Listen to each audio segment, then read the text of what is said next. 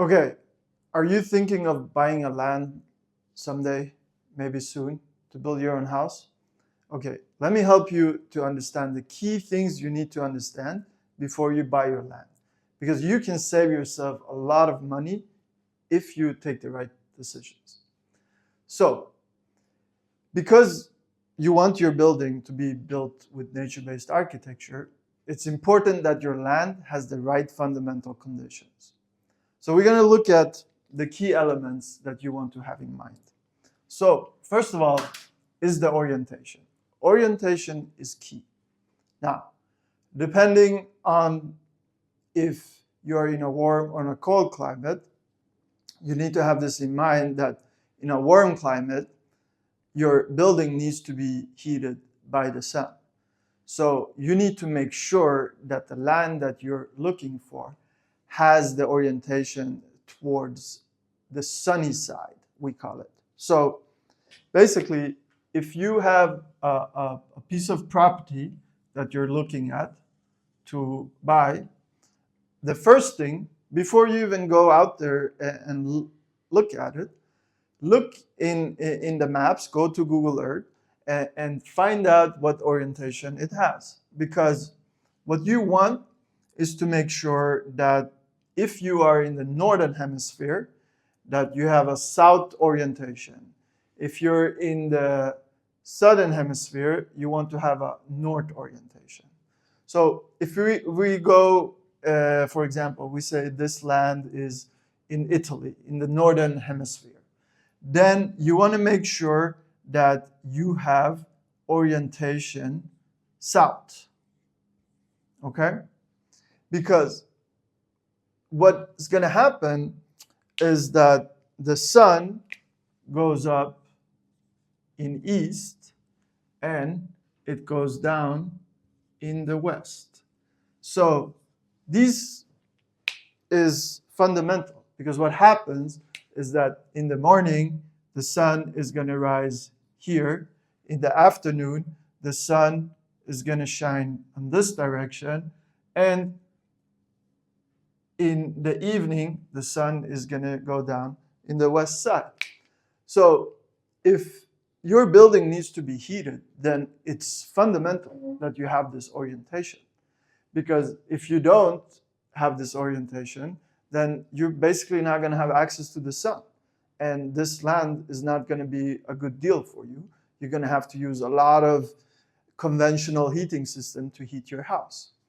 So that's a key thing. Now, then, once you figured out this, well, another thing is that you also need to make sure there are no big hills or mountains that is blocking the sun.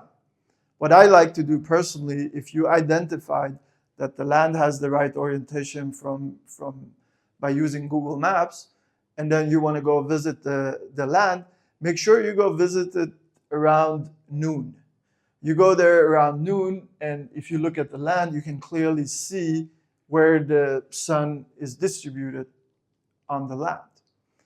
Because if you're out there and you can clearly see there's a big hill and this part of your land is shaded throughout the noon, then you definitely don't want to place your building there. You want to place your building where the sun is, right? So this is fundamental. Don't make this mistake of buying a land that doesn't have the right orientation. I see a lot of people making this mistake, and it ends up costing them a lot of money in heating their buildings.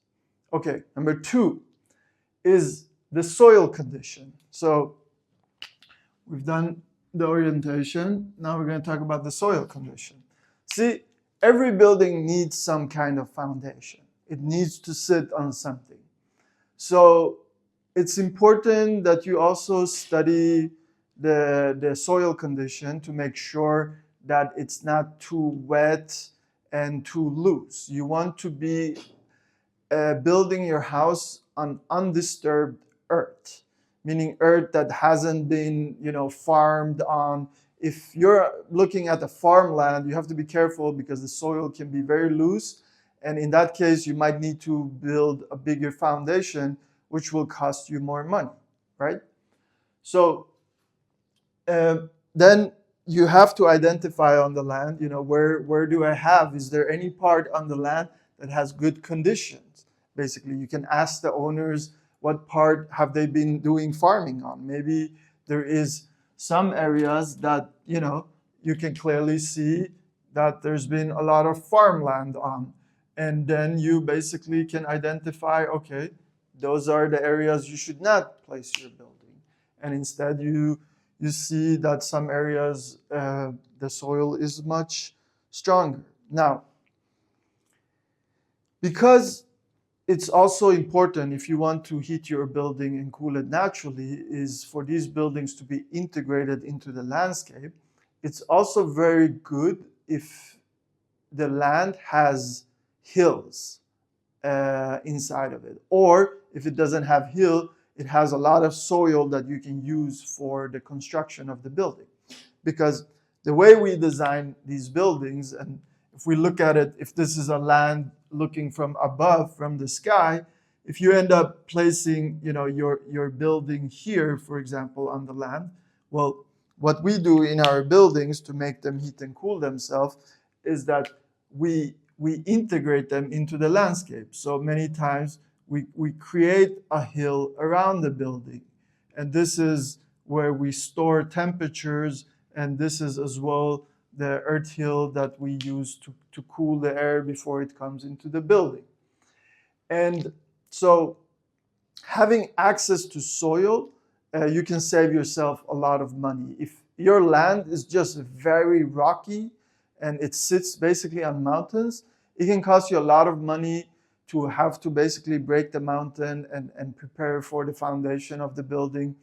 Plus, you might have to buy a lot of soil to bring in to your land in order to basically integrate this landscape inside of your building.